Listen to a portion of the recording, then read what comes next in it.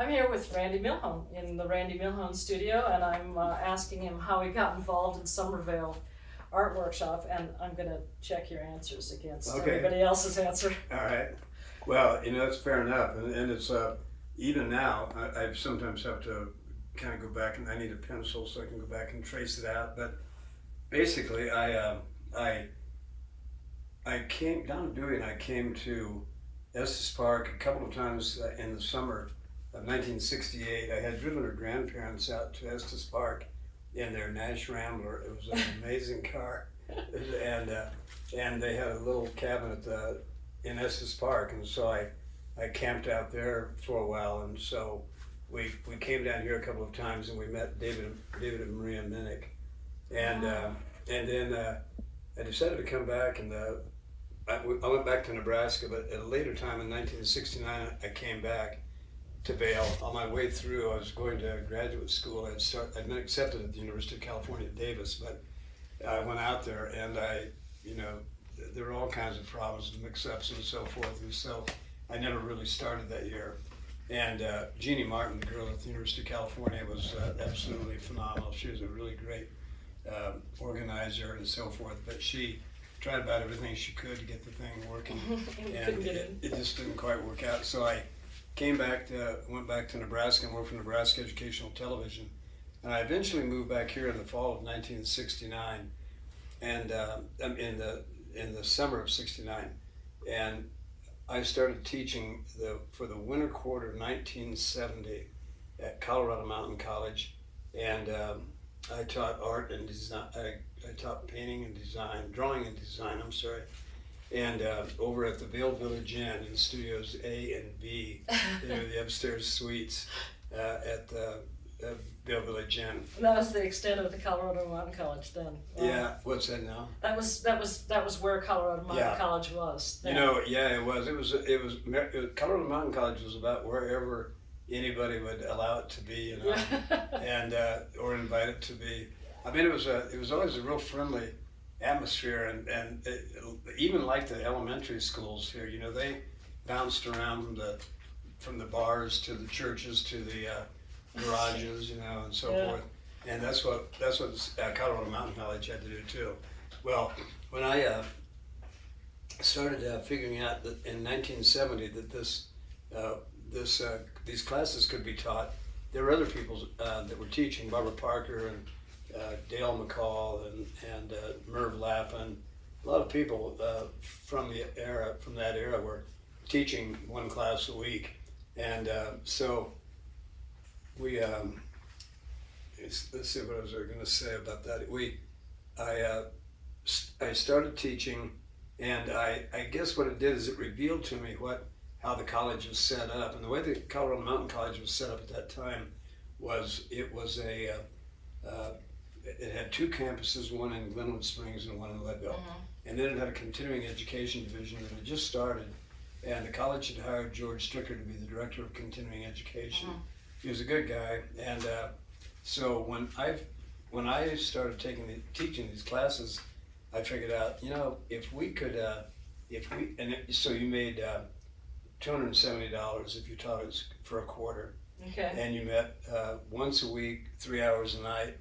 This is for a lecture class for 10 weeks.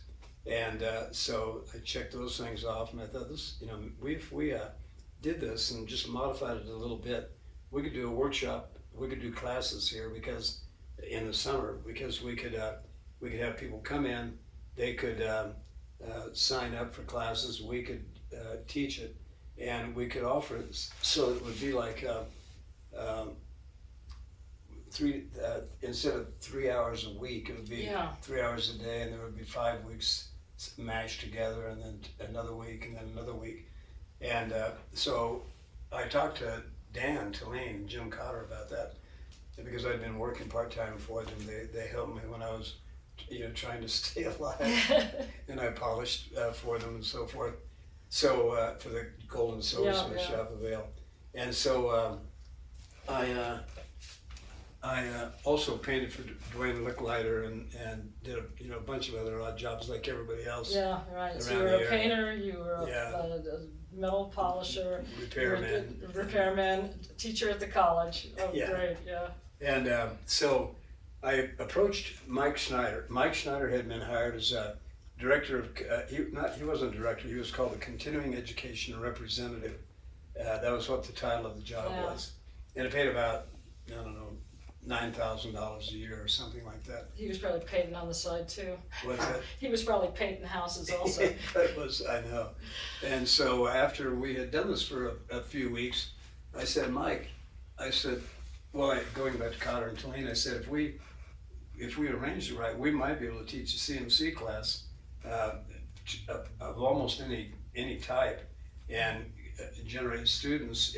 If we did generate students, we could make the classes go, but we weren't guaranteed of the class going. You had to get 5 So we had to be students. salesmen, yeah. We had Yeah. to be pretty good salesmen. So at any rate, that went on for a semester. Mike talked to George Stricker, who was the director of continuing education for the college. He was a great guy. He always looked like a character. In my later life, I remember what he looked like and saw pictures of him when he was that age, and he always reminded me of a character from a Coen Brothers film, you know. And so, but anyway, rural Coloradoan. Yeah, Mike talked to George Stricker, and George said, "Well, I don't have any objections to it if we can get something worked out." And we had located this piece of land that was available. It wasn't available to us. It was going to be built upon. It was right across the Gore Creek from the Manor Vail Lodge. Mm-hmm. And so we went over and looked at it, and I talked to George Stricker about that, and to Dale McCall, who was the brand new director, or president, I guess he was, of the Vail Resort Association. And here's the funny part of it. When we finally got to go ahead to do this, I contacted all these faculty members that I knew, I mean potential faculty members, and I said, could you send a resume and just a general statement of about yourself and a photograph? And they said okay, and they did. And so one day I don't know where I was, but Dan called me and said, hey Randy, did you require these photographs of everybody? And I said, yeah. He said, I'd gotten them and I'd taken them over to Tulane to look at. He said, when I look at these photographs, he said, I don't think we're going to get anybody approved, because, they're not letting anybody that had long hair teach, or anything like that, I said, what do you think we can do? And he said, well, we could take the photographs off and just do it that way and see if we lucked out. Yeah. And sure enough, that's what we did. We took the photographs off. And so we took the photographs off, and when they looked at the resumes, they were at least reasonably impressed by the whole thing. That's good. And so we eventually got approval to use Anholt's Ranch, because it was owned by, I don't know if it was owned by John Amato and Charlie Gershbach, or if it was owned by Level Manor Vail Corporation, because those names pop up in all the records and all the filings and everything. But and I never did ask them that specific question because I was so young. I wasn't very bright about real estate. Well, if they said you can use it, you're using it. Yeah. So they did say we could use it. So we used it for 2 years. It was $1 a year lease, and it was on 38 acres on Gore Creek, where Ford Park now is. Yeah. And so we went over there, and we had a big children's art class. You were just looking at results from that brochure from that first year. Yeah. And there was a big children's art turnout. Teachers at least. And we had all kinds of activity and macrame. Macrame. Yeah, I didn't know anything about weaving or anything like that. The only thing I knew was macrame, and Judy Norman taught macrame, and so did Miney Turner. They both showed me how you do it and so forth, Yeah. But that was the closest thing to weaving that I'd ever really seen, Yeah, we were pretty raw. And we weren't stupid necessarily, but for all intents and purposes, we were, I think, pretty stupid, because you just don't know. You don't know what you don't know, but at that age, you don't know a lot of things. And you don't think it's important to know. Yeah, I know. But yeah, there was 1, 2, 3, 4, 5. A cartoonist from the Denver Post was a guest speaker. Yeah. And a dozen teachers in painting and photography. what was Afternoon Magazine? Afternoon Magazine was a magazine at the University of California at Santa Barbara, and Ed Mayo, who came out here and taught watercolor, and Bob Peters. Bob Peters didn't really work on it, but Bob Peters came out here and taught. Tell me what he did. Environmental sculpture. Environmental sculpture, and he's a consultant to Santa Barbara County. Yeah, he was a smart guy. He had 2 undergraduates and 2 graduate degrees. Wow. And it was a really great guy. He was a good studio mate, you know. So they were involved, and so were Bill Timmerman and Steve Williamson. And they had made this magazine called Afternoon Magazine at the University of California at Santa Barbara. And I'd only been there for a quarter, but I helped him with some things, and I helped him do a cover of it. Ed Mayo was on the cover. Ed reminded me of the Pink Panther, the way he walked and the way his hair looked. So I thought he would, you know, we had to devise some things where he would like be carrying things into this scene and looking like the Pink Panther to do it, and he did it really well. So the summer edition of the magazine was created. Yeah, it was created here, and that was great. the whole idea, was to do it out here, you know. And unfortunately, I don't have one of those magazines. I mean, of all the things I saved, and I was a real hoarder about this. I'm not quite sure why, but at first I just think I did it out of, you know, reaction to clean things up, and about box them up and get them out of here. But eventually it became a kind of a lifelong obsession of keeping track of things like this, so that I heard Crazy Sitting Bull say that it described as being histrionic, because he sensed his place in history and so forth. And yeah, so, I think it was most a term artists do. that I really didn't understand or anything, but I thought that's pretty cool. You know, I'm gonna keep all my stuff. Yeah. So, do you remember calling Klaus Oldenburg? I do. Yeah, we were over at Cotter's studio. Well, it was at J. Cotter Gallup. It was The Silversmiths of Vail. Golden Silversmiths of Vail, and but it was where J. Cotter Gallery is now. So I don't know where we got a phone number. We got a phone number that we really believed was Klaus Oldenburg's phone number, and so we tried it. I don't know if somebody in New York. We had some friends in New York that we would make contacts with. I think we got it from one of those guys, so we thought it was the real deal, and it may have been. But when we called him, he didn't answer, you know, and or maybe he did answer and say, "What are you talking about? I don't want to do that." But Connor recalls that he didn't answer, tried. but you kept moving the phone back and forth, so neither one of you didn't know what to say. Who was going to talk? Hey, Klaus, hi! So Randy Milhoan here. Yeah, you know, it was. We were really nervous about it, because we thought, what if we really get a hold of him? You know, years later we met him. John Ray and I went to his studio with he and Kuja von Bruggen, and he could not have been nicer. This is after the fishing pole had been turned down. But fishing pole was turned down by the town of Vail. Right, and so anyway, you know, the whole thing was just a whole series of let's take a chance, you know. Let's see if this guy will come. Let's see if this person will come. Let's see if this woman will come out and teach. And you know, we just started putting together what we thought would be courses that would make sense for a workshop. None of us ever bothered to look at any other workshop catalogs or anything and try to figure out what went on. We just started with this blank sheet and started making up stuff, you know. And that's really basically the way we did it every time we did it. You know? Yeah. These guys have come great. That's right, they met. I want to ask you kind of a personal question about this, because you told the story about the workshop, and there's tons of stories. That's great. Yeah. But think about, you know, here you are, you get out of graduate school, and you're living in this weird little town. By creating this thing that went on for years and years, how did that change the actual work you make? The paintings that you made afterwards, the paintings you made through the time of it? To be quite honest, I never ever made much work because it was so time consuming. Yeah, okay. But afterwards, did you? I think it did, and it's affected my ideas. Now I've got a whole variety of ideas and drawings that I want to try to execute.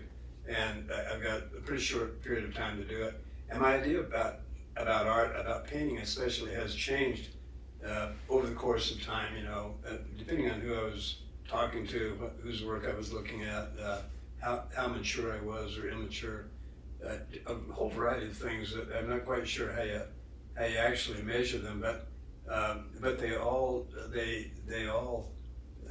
gave me hunches and gave me a sense of where to go and what to do and so forth. But you know, I think a lot of it was just my background was a pretty conservative background. My family was all farmers in Nebraska, and my grandmother was.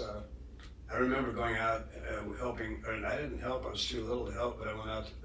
She and my uncle Jake, her brother, were tearing down this barn, and she was like, I figured one day that she had to be 65 or 6 years old when she was doing this. She still had one of those old cotton dresses on, real long, with an apron, and she's up on this roof pulling nails out. You know? and even at that time, I thought, well, I can't believe she's up on that roof pulling the nails out of that barn, you know. And they got the whole barn torn down, and Jake was a little bit younger than her, but they were, you know, they had a real strong work ethic, and they were pretty tough. And they didn't quit something until they finished it, you know. And and my parents were pretty much that way too. I think everybody I knew growing up. So coming from that background, yeah, you go off to college to become a painter. Yeah. Was that kind of? Well, that was because I don't think I knew what else to do. You know, I certainly wish I would have been a bit of a businessman, a bit better a businessman. But I guess Alice Petty, my kindergarten teacher in Overton, Nebraska, was really supportive, and she always would take one of my drawings, but not only mine, all these other kids, and she'd frame them up and send them to a Miller and Payne art show, or to the Nebraska Farmer magazine, or to you know, the Nebraska State Journal. There were all kinds of things that had, you know, little events where they would honor students, you know, and artists and so forth, you know. And so she was real encouraging that way. It never seemed. I didn't think about it at the time, affecting my sensibilities or my. I don't. That's not the right word, but I didn't think much about it until later, when I realized what a lot of work it is for a teacher to do that. You know, I mean, she had a whole bunch of kids, probably 25. I don't know how many kids were in the class, at least 25. And but she didn't back away from the challenge. She was really pretty tough, and she was also really pretty nice. But I ran into all kinds of teachers like that going through grade school. I started out in Overton, Nebraska, transferred to Morton School in Lexington, which at the time was a pretty tough school, and then I transferred up to Bryan School, which is a West Ward school, and but all along the way, I ended up getting along with most of the kids. I mean, we had a few situations where we maybe didn't get along, you know, but there were like some street fights, but yeah. But you got encouragement through high school to be an artist. I think it was. I think it was that encouragement. Yeah. So you have this encouragement from teachers, but and you know, so you go off to college. You have the regular college education with the same teacher. And you went to Nebraska? I went to the University of Nebraska. Yeah, so Eisentrager was a big influence. Right, yeah. He was. And then in graduate school, did you have a big influence, or were there several people that influenced you? Well, there were throughout the whole process. I would say Jim Eisentrager was the biggest influence on my undergraduate career. But Gail Butt was too. Gail Butt was this gay guy that was real dramatic and real flamboyant. Really, like he could do things that would like scare you to death. You know, like he would talk about something and he would just yell it out at you. You know, and you weren't prepared for it. You know, you'd go, Jesus, what's the matter with you? You know. But there were just all kinds of really amazing characters in the art department of Nebraska. It was a pretty good place to be, I thought. And they all lived there. They lived in Lincoln, and they all were there for a preponderance of time. So it was a pretty cool, you know. community there. Yeah, it was. Okay. And then Sweet's Coffee House and Dave's Snack Bar and all these other little places were right around that. You'd go and talk about art? Yeah, I would sit there a lot of times and talk about art and talk about. That's how I met Donna Dewey. She ended up being in the class, and Jane Gregorius transferred from St. Mary's to the University of Nebraska. But Larry Shinneman and Bob, no, I was going to say. Yeah, so all these All guys. these guys. So you had this community in college, and then when you came to Vail, there wasn't that community. It's you and Dan and Jim and lots of other. When I started graduate school at Davis, there wasn't that kind of a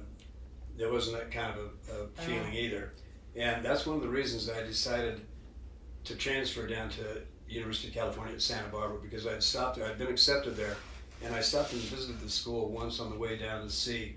Dewey and Jane were living in Manhattan Beach, and I think your brother was out there too. Yeah, my brother was there too. and Jim Kelly, and it was really fun to be there at that age, to be in Manhattan Beach and see that kind of that kind of lifestyle. So then you figured Santa Barbara was closer and better. Yeah, and so that was really fun. But when I got into graduate school, I was still pretty much on my own, and I don't know really when I started thinking. I think the best experience I had in graduate school was at the University of California at Santa Barbara. And keep in mind, it was only for a quarter. I left here, went out there for a quarter, came back, and then that's when we ended up starting the workshop, and I got offered to go to work for Colorado Mountain College. And I really didn't want to do that, but I was so broke I had to, so. And I signed a contract for, I think it was about $7,200 for the year in about the middle of September. And so I ended up staying here, working with the college. I mean, that was a good experience. It was a really great experience, I think, because, Colorado Mountain College was a really, really gutsy little community college. It was self-funded. And it didn't rely on the state for the majority of its funds. It had its own governing board, and it had tons of direct contact with the citizens that lived there, And that was probably the most amazing thing about it, or any other school. Yeah, so that you could pull this off to just have, 15 art classes that you hope are going to go for the summer. That is true, and you can see when you're in an environment that is small like that, how much influence you can, the ripple effect of the entire thing. And so were you happy with the work you did after SummerVail? I know you were doing faux painting and stuff. I mean, you've been an entrepreneur ever since then. Well, I have been. When I left here, I went down to the San Antonio Art Institute, and I took a job. It ended up being a little over a year long, but I went down to help Dr. Gail Meyer. He was from Trinity University, and he was the acting president of the San Antonio Art Institute. And I applied for the job, but I didn't get it. And the reason I didn't get it is because I didn't have a terminal degree. And that may not have been the only reason, but that was the primary reason. That's what they told me. So you did the interim job for a year, and then? I did the interim job for about a year, and then Bob Cardinale got that job and became the director of the San Antonio Art Institute. So I left there and came back up here, back up to Vail. And Susan had just started this idea of cut it out. Cut it out. And so she started that, and so I helped with that. Then but we were having trouble with marriage and so forth. I worked all the time. I mean, that's the only way I knew how to do it. So I worked continuously, and so that didn't help the marital situation. But So did you move in here right after that? When you moved out from Susan? Yeah. When Susan and I finally broke up, I was trying to figure out what to do and where to go. And when I came over and looked, Tom Backus told me there was a studio over in that building behind the saloon, the International Trade Building or whatever it's called. I can't even believe it's got that name. But anyway, so I came over and looked at it, and Tom drew up a lease, and then he gave it to the brothers that owned the building, and they said, we didn't want to lease it. We didn't want to lease it to him. I don't know why, and they tore it up. And so Tom said, I don't know what those guys had against you, but they tore up your lease, and I guess you're not going to rent a place here. And so I told Peter Romanelli that. Peter was the buildings and grounds person for Minturn Realty. He was also a partner in the company, and his father was a big partner in the company in Connecticut. But Peter was a good guy, and he ended up teaching photography down at the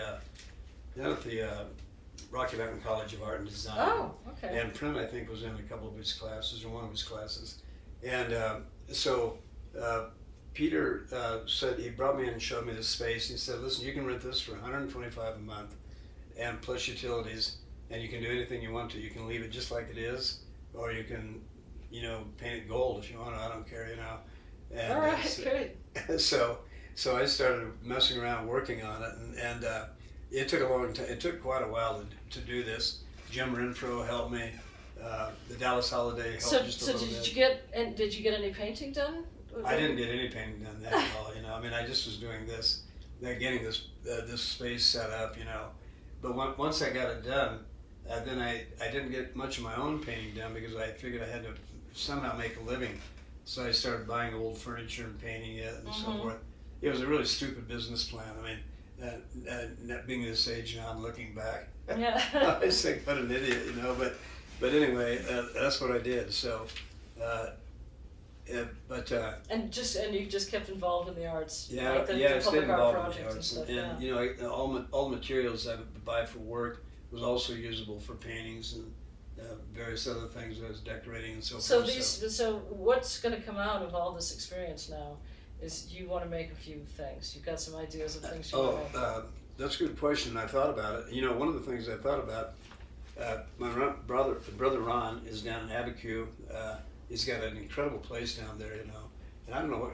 Nice studio, yeah. What's that? Yeah, I don't know what the availability of places is down there, but that's one possibility. And then Prem, my middle son, lives in West Palm Beach, and he's got a company where he does a lot of faux painting and so forth. Oh, he does. He's like been you really were doing. busy with that. And then Trey lives here, but the biggest problem is that my grandkids live, 2 of them here, 3 in Montana, and 1 in West Palm Beach. So they're spread everywhere. Plus, my sisters and brothers are spread So you from probably Denver should just stay central here and get some painting done. Yeah, so that's probably what I need to do. And but this studio, this whole property was sold to another company from Miami Beach, and I like them. I get along with them pretty well, and nothing has really changed much since I started. But I don't have a lease. So come on, tell me what you're gonna do. I don't have a lease or anything, so I know that at any moment they could just say adios. All right, so you better get those canvases done. I'm going to try to draw and paint. I'm going to do just a little workshop for Colorado Mountain College this coming Wednesday. Okay. And one of the things that I'm going to do is talk to them about notebooks. And Ron brought up some of his notebooks, and he has got reams and reams and reams of notebooks that are just chock full Of ideas and sketches and stuff. What's that? Of ideas. Yeah. And so I'm going to make some copies of those things and show them to the students. And I've got some here, but I don't have nearly as many as he does. And mine, I clip out things from the newspaper or magazines or whatever I see, and I write notes down, and people will send me notes, and I cut that out and put it in there. So they're just a whole mishmash of information, but they're interesting. I love going through and looking at them, so I'm going to try to paint full time and figure out a way to make a living in the meantime. One that I can actually survive on, and try to work for a full year at least, making art and just doing it full tilt. But in the meantime, I've got this history of the SummerVail Art Workshop to get finished. And, so that's gonna be hard to do. That is pretty grueling. So that's got to be done first, and I imagine it's going to take at least. Well, some people say a couple of years.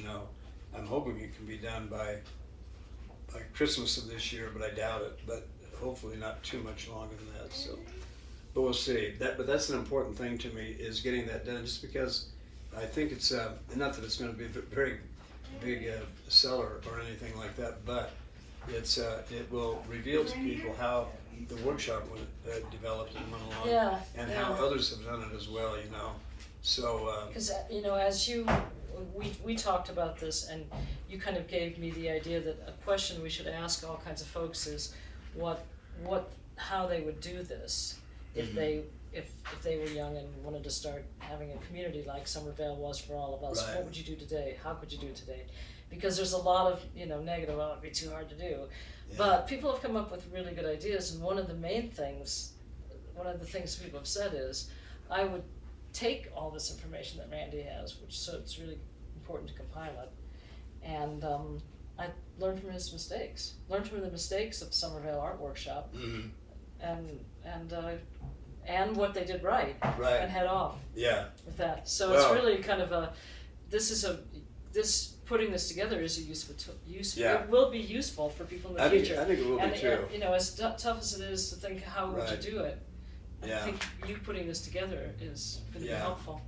Another thing that goes along with that, I've been encouraged by all of the work that Dylan has done throughout his whole life, but just recently, I mean, he's like a man on a mission. I mean, he's like he's doing so many things and visiting old projects and reinventing them. And I was thinking the other day, I was listening to this song about 5 times, and I thought, the reason I think that song is so incredible is because it's, Picasso said that when he left working in Cubism, he said there's still a lot to be learned, a lot to be discovered. And I thought, I wonder what he means, I mean, I never could figure out what he meant, but the more I think about it, the more I think Dylan has done that very thing with music, with the music and thought, how he structs and reconstructs things and so forth, and his instructions, he's leaving some amazing things, his notebooks are just chock full of ideas and trails and memories and That's great. foreboding and everything else, So, the guy I would like to talk to a lot is Brian Phelan, Donna Dewey's son, who's worked for Dylan for probably 20 years now. And he started out sparring with him, but he does all kinds of stuff with him now with his kids. And he takes, he's taught Bob's sons and then Jacob's sons and some of the other boys' sons. He's taught them different things: baseball, boxing. They just talk about life. Dylan does too. I know he gets a chance to talk to Dylan, and I'm sure it's pretty interesting, and I'm sure it's pretty befuddling sometimes as well.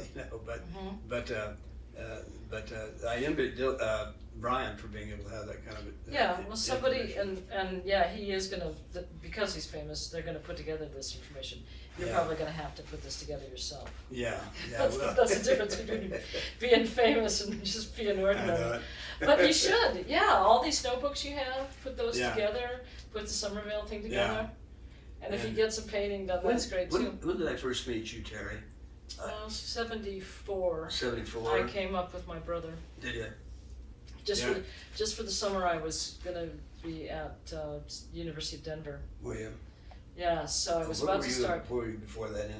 I was in Omaha. Omaha. That's so I came out to visit my brother and look at the school, and I was gonna major in Russian literature, learn Russian, and read Russian literature in the original. That was my goal.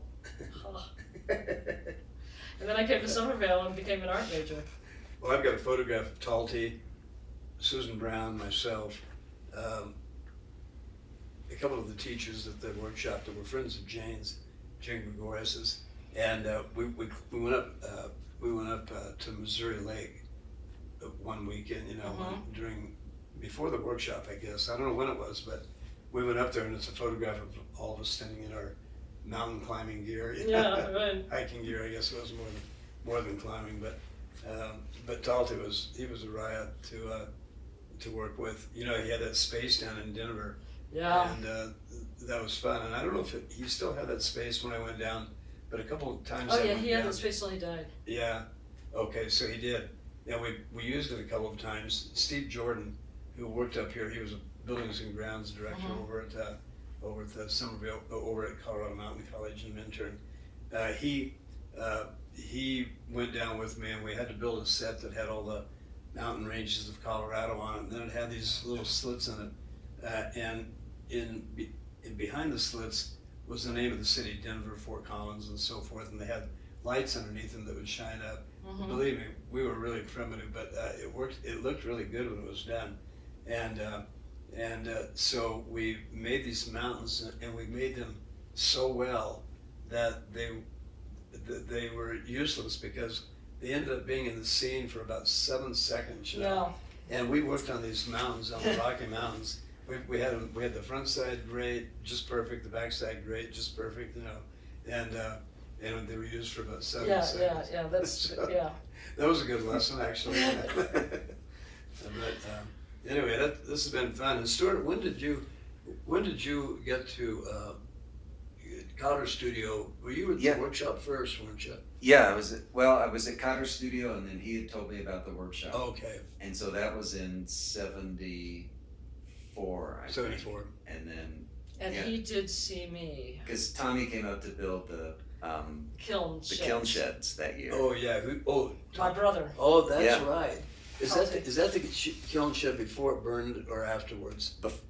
Well, I think the it was first ones. before. I think he came out before. yeah, it was the first ones, I think, behind the A-frame. Yeah. And then Mike Hershey built those systems for them, and he had every shut-off device and safety device unimaginable. But the chimney going through the roof of the building was I think it was a single-wall metal stack, and it got hot right there at that pinch point, and it burned that thing down one night. Oh God, the potters were so mad at me. You know, I didn't do it. You know. Anyway. Oh, this is good. This is good. You're gonna give it the manual for the future. What we did at SummerVail and Right. and what went wrong, what went right. That sounds great. Good plan. Instruction manuals are pretty interesting. Dan showed me. I was over at Dan Tillene's the other day, and he showed me this book that Jerry Saltz wrote, and it was How to be an artist. How to be an artist. Yeah, this is this new thing. Yeah. Actually, that was really fun. All right, so this thing could be called "How to Start an Art Workshop." Okay, there you go. You got it. All right, that's Thanks, the next Terry. plan. I appreciate it. It was Well, great this to is see you. fun. Thanks Yeah, for coming yeah, out. I'm so glad we're doing And this. Steuart, Yeah, thank it's you, fun. buddy. Yeah, this is